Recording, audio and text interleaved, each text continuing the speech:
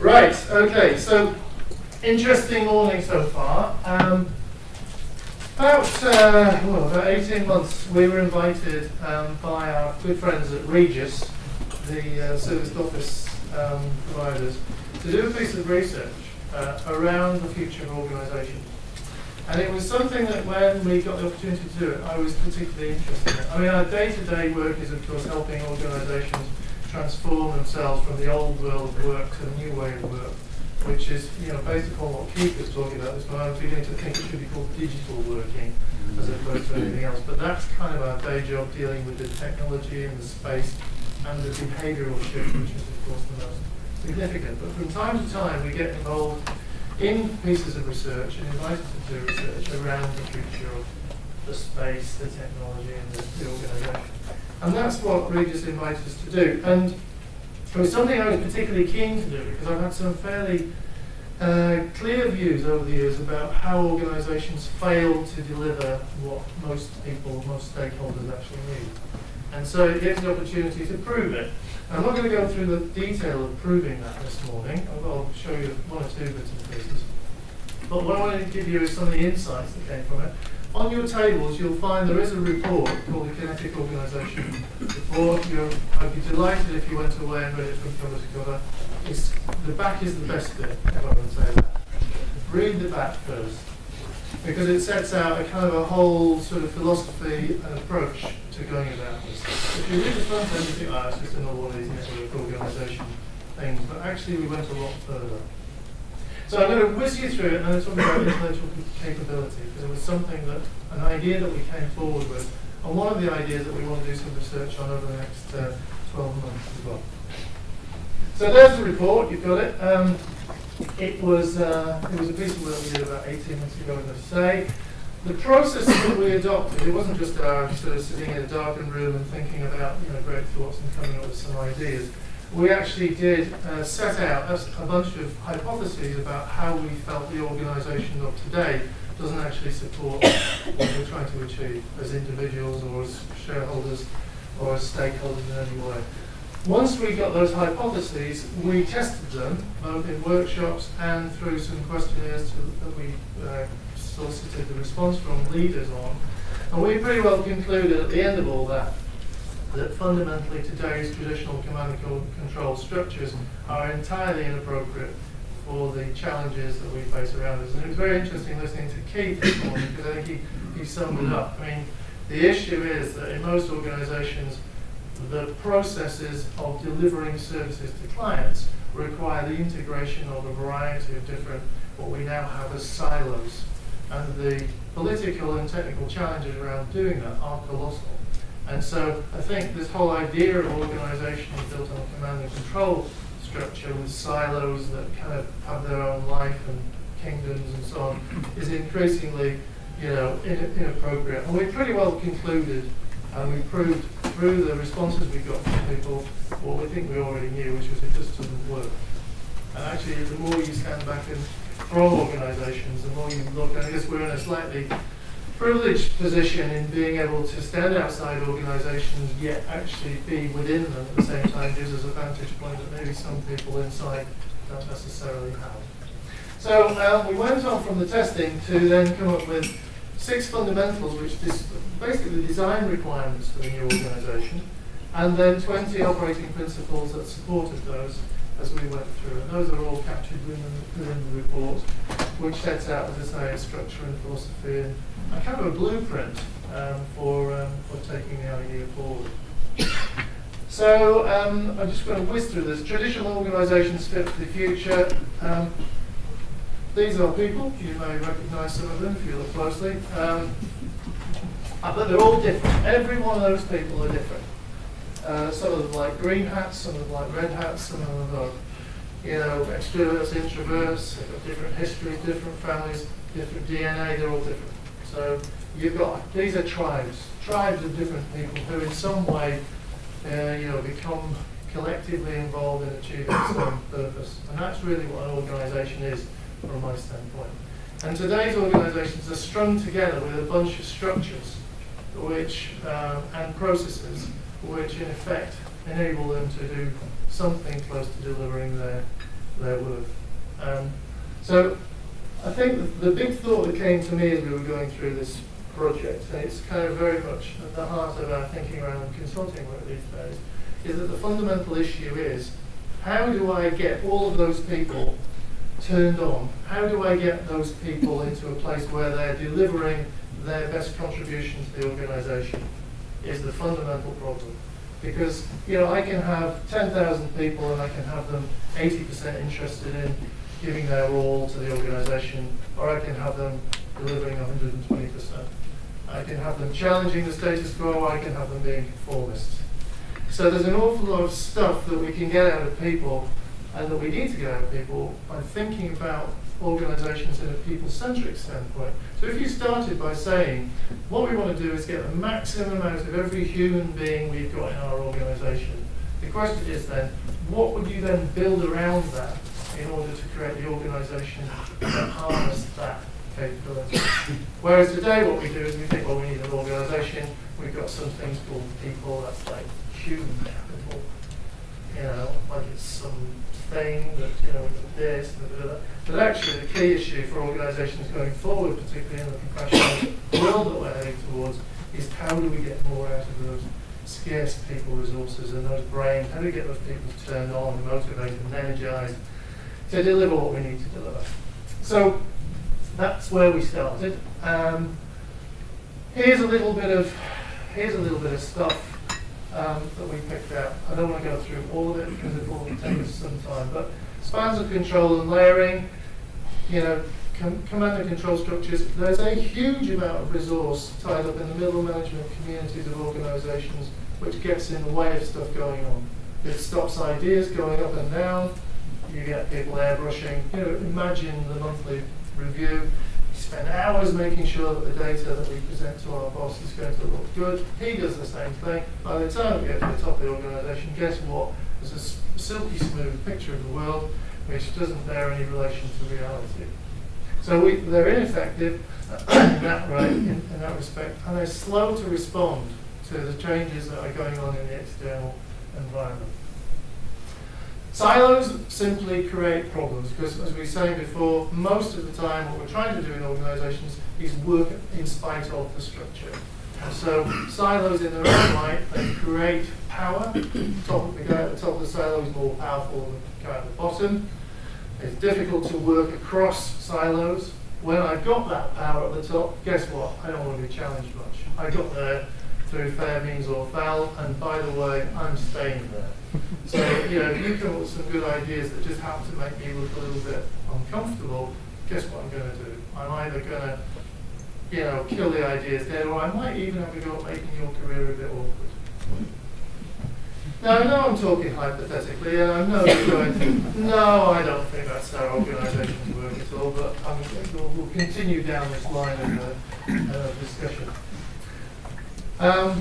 Skills, well, basically, you know, the idea of employees, an employee suddenly joins the company, and there's this implication, we're going to look after you, everything's going to be great. Now, I know that if you were to talk to most HR people, they would say, that's a thing of the past, you know, employment isn't something that we can guarantee to people. But everything that is done around the employment package, the relationship between the individual and the organisation, is about this idea that you're part of us, we're part of you, it's all going to be fine. And I think increasingly that's a lie. And I think organisations should recognise that in the way they structure contracts and the way they structure their arrangements. And the way they structure things which we talk sometimes about the psychological contract, the unwritten things that are actually in the deal between the organisation and the individual. Change, well, change happens in organisations usually because the finance director has worked out that things ain't going quite as well as he'd like them to be. They don't go, change doesn't happen because we've got a few processes that we've now recognised are inefficient, we need to move them on, or there's some new way of it. It happens mostly off the back of some financial directive as opposed to a recognition that things need to move on. Offices, well, they have tended to be understood by most senior leaders. If we have a business, we have people, we must have offices. And I think we're increasingly of the view that given the technology that we were talking about earlier on today, giving the alternative ways that people can communicate and interrelate to each other, that buildings and offices are a grudge purchase that you would not want to have if you were starting your business all over again. So a bit like Keith was saying earlier on about organisations in the financial services sector should take a look forward, work out what their target model for technology looks like, and then work backwards to see how they can get there. Our view is the same thing should be done around IT infrastructure, around real estate, and around behaviour. Because it's only really by having clarity about what the end game looks like that you can start to orientate the various different dimensions of your business to achieve that. But that's increasingly difficult because, of course, everybody wants the world to stay the same, because that's been safe for them over a long period of time. So this kind of change is really difficult, because the people who often or the people who have the difficulty with it have the most power. And so why would they change anyway? IT, well, IT we talked about plenty earlier on, but the issue is legacy. It doesn't matter whether it's what you're doing, what you need to be planning for in the future. This is one of the fundamental principles of the Kinetic organisation. Is an organisation where legacy is not built into the things you're doing. So in other words, you're thinking very carefully every time you make an investment or a commitment about how you might be able to evolve from it, as opposed to just doing it, thinking we fixed the problem, and then 5 years later something else happens which we can't get ourselves out of. So change becomes a real wrench. And in the world that we're talking about, change is something which is you're just going to do all the time. You need an organisation that's fluid, not one that sort of shifts from one state of stability to another. That's the kind of legacy we've talked about. Right, so moving on to that's all kind of the negative bit, if you like. And there is proof for all that, by the way. It's not just my view, that was the views of many people. So, what Kinetic organisation, why did we call this the Agile organisation? Well, very simple, because as we started wading through this research, we found that it wasn't just about agility. It was about energy. It was about how do you keep people from going off. How many people, I don't know whether you have this experience, but I meet people in our work in their 50s, late 40s, 50s, late 50s and so on, who are just basically there taking the money, waiting for the pension check to come. Which I find desperately disappointing, because those people have got so much experience, energy and value to bring to this, but guess what? For some reason along the way, they got kind of bypassed. And they haven't been energized, they haven't been reshaped, and their vitality has kind of been ground out of them in some way. And so for us, the reason why we went for Kinetic, because we wanted to it was about maintenance of energy, maintenance of all those human beings that you've got in your organisation, and giving them the right and the ability to contribute in a very powerful and effective way. So 6 fundamentals. These are the design requirements for the Kinetic organisation. So first of all, clearly agility must allow the enterprise to turn on sixpence on a dime, change without pain to adapt to new threats, opportunities and economic conditions. Consciously designed to deliver the promises we make, promises to customers, promises to our employees, promises to our shareholders, not just to be able to get 5 years down the track and say to the shareholders, sorry mate, we couldn't deliver on our profit forecast that we gave you, or commitments over the last few years. The market's changed, it's a promise broken. So designing organisations to meet promises. Cost flexibility, clearly things change in business. You need to have the ability to rise and fall in terms of the supply and demand of buildings, people, technology, but designing things so that they change without cost, as opposed to having legacy cost. Innovation, well, what we're trying to do in the Kinetic organisation is create a safe environment in which people can feel comfortable to challenge, come forward with innovations, bring out the best ideas, because it seems to me that in the world that we're in, if we could all be grown up and tell each other sometimes there are things that we need to do differently, because it's in everybody's interest, then that's a great thing to be able to do. If I worry for my career about coming forward with a mind-breaking idea, guess what I'm going to do with that idea? It's going to stay right inside here.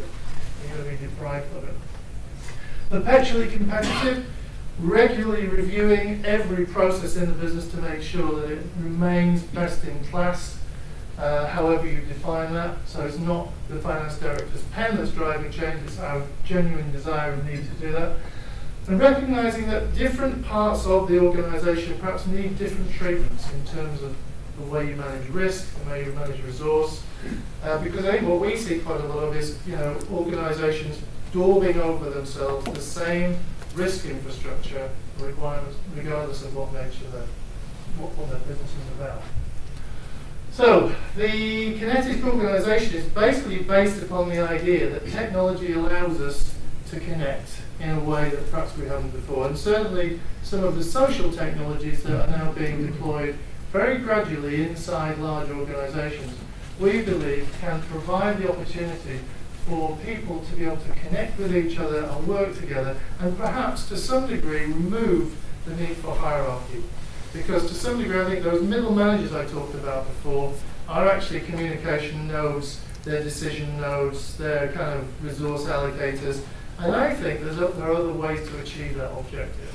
So we came up with this idea of the kinetic organisation model, a network model, within which were a number of roles. I'll just whiz through them very briefly. But the idea is that pretty well this is flat. And so these are executives, they're the people who do stuff. However you address it, they're the people who think, do, talk. Leaders are the people who have a role in coordinating the executives to deliver what they deliver. So they're not higher in the hierarchy, they're just performing a different role. Then we came in and we decided, well, actually, every organisation needs some kind of way of keeping itself together. So what we then came forward with were a number of roles. I'm going to I'll just very quickly talk about them. They're set out in the report. So there is, first of all, let's work this way, the recruiter coach. Okay, so the recruiter coach, when you join the organisation, you're recruited by somebody who's going to look after your interests in the long term. And your coach will be there to make sure you get the maximum, the organisation gets the maximum out of your capability in the short term, medium term and long term. Just in the same way as a sports coach would be trying to do that. It's not remedial, it's about getting the most out of each person. The rule maker and referee, in all organisations there need to be some rules, because otherwise we end up with some form of anarchy. And so we decided that there would need to be somebody who had the role of rule maker, who was also adjudicated over things that perhaps didn't conform. So another sporting dimension, the referee. Then we have the connector. This is somebody who's consciously making sure that all of these different parts of the network are all connected together and actually stimulating connections between different people, different parts of the organisation, different bits of knowledge, keeping all that going. The workplace infrastructure deliverer is somebody who's managing the total infrastructure that enables people to do their best work every day. So it's not real estate, it's not facilities, it's not IT, it's thinking about the infrastructure as one, gluing that together. Then the agility control. Guess what the agility control is there to do? Any ideas? Check you've been listening. To match the size of the organisation to the demand from the customer. Okay, so that's part of it. The agility controller is there to make sure that the organisation doesn't make commitments to things, technologies, people, whatever, that boxes it into a corner going forward. So it's a conscious effort to make sure that the organisation stays agile in the short and medium and long term. And buildings are a classic on that, aren't they? Even in today's world, you've still got to commit 5-10 years ahead, which in today's world is a very long time in the context of how organisations change. The workloader, well, if you're going to make this thing work, then clearly it needs to have some way of loading work into it and managing priorities and making sure that different people are doing things in the order and sequence that you would wish them to be done in order to achieve the outputs of that structure. And so the workloader is basically somebody who has an overview of what's going on in each part of the model and is able to resequence, reprioritize things so that the objectives, the outcomes that are required are done so in a timely fashion in the priority that's actually needed. The wise owl. What do you think a wise owl is all about? Then? Centre of knowledge. Centre of knowledge. Why do we need a wise owl? Stop reinventing the wheels. There's a wise owl at the back. Heading go all the way around. But it's true. Organisations lose out on wisdom, and so keeping the idea that we need to keep somebody on the thing to let us know how many times have your organisations come around the same cycle? You see, I saw this 10 years ago. I saw this 5 years. It happens, doesn't it? And almost without exception, it's because new people have discovered the same problems and they've come to the same conclusions, but you didn't make it happen last time for some reason, and you're going to need to understand why not so that you can take it forward. And then the owner. Now, somebody accused me rather rashly of reinventing hierarchy when we got the owner. But my thesis is that every structure needs somebody who's sitting at the top of it, looking across it, making sure that what it does is in the interest of the long-term opportunities of the organisation. So in other words, somebody who has an overall overarching desire to ensure the organisation remains agile, remains energetic, and keeps going in the future. I think sometimes you need somebody who's got that wider view. So people say to us, that's easy, everybody's done networked organisations. How does this work at scale? This will work for an organisation of 20, 30, 100, whatever. How's it going to work at scale? I said, all right. So we came up with a structure, really, which was that you would have, working at scale, basically what you have is a series of substructures. It's a network of networks, if you like. And so you don't have a hierarchy. What you have in the centre are super governors. You have a wise owl workload, you have all these roles, and they basically network with their equivalents in each of these groups. And overall, they're in business to make sure that the enterprise remains effective, and we're not over-duplicating things, we're sharing knowledge, we're making things happen. So this is our kind of blueprint, if you like, for how things might be. Crazy or not? Get on Twitter. Everybody thinks the kinetic organisation is a brilliant idea, they're all going back to their organisations to do it on Wednesday. Genuinely though, does that make some sense? I mean, it's a different lens on the problem, but it's something that we spent quite a bit of time on. So, there are, within the book, I'm not going to go through these because there's 20 of them, but there are 20 operating principles that relate to all the different detailed aspects that we just talked about, that we reckon would need to be in place in order to make this happen. How are we in time? I'll be very quick. So, in the old world of work, in the manufacturing world, when we used to do manufacturing, you might remember back in those days, what you would have is you'd have, the plant, you'd have materials coming into the plant somehow from different sources. The plant itself, the machinery that would then create something, add some value. It would move on to the next stage, and often there was a series of these before in the end a product came out at the end. And if the plant failed or the line stopped, somebody would probably get fired. All the equipment was properly maintained in order that everything would work smoothly. The acquisition of the components that would go into the system was done very, very carefully. It's usually based upon a sort of just-in-time system, going to make sure that those machines were kept working all the time. In today's modern world, it seems to me in the knowledge world, replace the machine for a human. Because actually that's how professional work goes on, knowledge work goes on. I do something, I have some thoughts, I have some knowledge, I do my bit, I pass it on to you.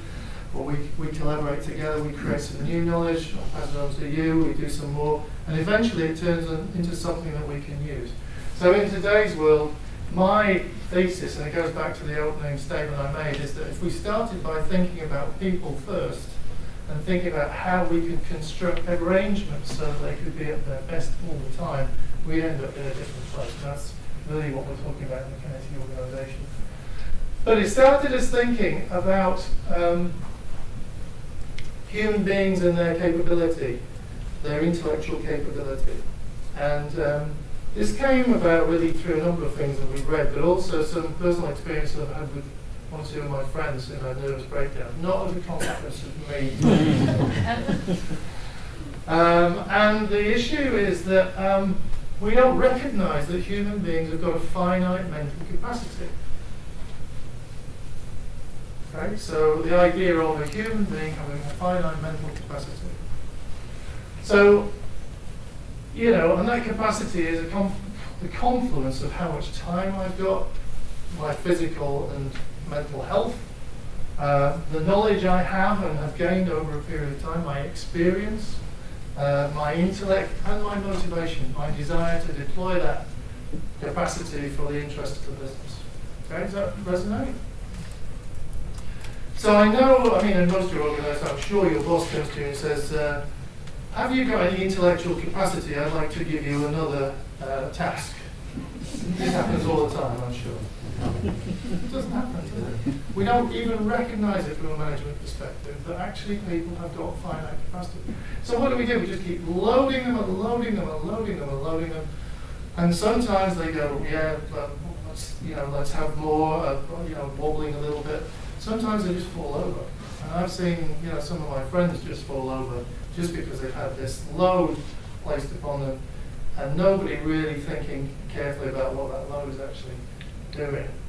So we've been thinking about this a little bit, and so we've got this idea, we've got tasks that come in to us from all over the place. If I'm good at my job, I generally will come up with things that I think I ought to be doing for the good of the enterprise. I've got stuff that's going on that my boss has given me. There's stuff that HR want me to do because it's appraisals time. There's stuff that I picked up at the meeting I went to. There's the finance director, the budget. There's stuff I need to do for a colleague. There's also stuff that I need to do for the family. So we also have this idea that mental capacity is about what we do at work. If you're going through a divorce or a bereavement or there's something nasty going on in your life, these are all things that dip into that bucket of intellectual capacity. And yet we don't even seem to recognise this as an idea in the way we manage people or the way we load people. And I think what we want to do, I think, going forward, is to develop this idea further, because it seems to me there's an awful lot of work going on over the last 10 years around the whole issue of stress, but most of it's remedial. What do you do if you find somebody who's got stress? What do you do? What do you give them? Where do you take them? What I'm about, I think, and what we're about, what we want to do, is to start thinking more about how do you create the conditions under which you get the most out of the intellectual capability you have without putting people into a place where they are overstressed and where they are in a place where they are comfortable and where they're not being pushed to the limit. And at least put in place some tools that help managers to at least understand that idea. It seems to me at the heart of what we should be doing if we really are interested in the well-being of our people and getting the maximum from their work. So, I think that's... We're kind of all hoping that you voted for number 7 on your list of topics. We're really interested in this. So thank you very much for your time and putting up with that nonsense. And now I'll hand over to somebody far superior to me. Well, before we let you go, I mean, we are running over a little bit, but perhaps you could share with the audience the way you try to apply this within our business. It's a small business. We've got, a relatively small number of people. But, that might equate to the size of teams that people are thinking about as you sort of drop this idea into their heads. And we don't get it right all the time, but we do make some effort towards. Well, AWA works on the basis of a community of people. We don't have any hierarchy whatsoever. A community of people who are all on this same mission, if you like, to help organisations make the transition from the old to the new. The way we try to work is we have an arrangement with all those people, and then we kind of use the group. We work on the group as a community. So everybody gets the same technology. We provide the tools for interconnection between people. We run regular, what we call our AWA days. We bring together people to get together socially more than anything else. We have our own training programs that we put people through, which help them to get to the same level of knowledge and understanding. So we put in place a bunch of things that we don't, that help us to keep the thing together, even though there is no great hierarchy and structure. And that's served us pretty well over a 21-year period. There are other organisations who started out like when we did. Well, they're already going. DGW is a classic example. Now, to my knowledge, they went bust twice during the last 20 years, and in the end ended up as part of ACOM.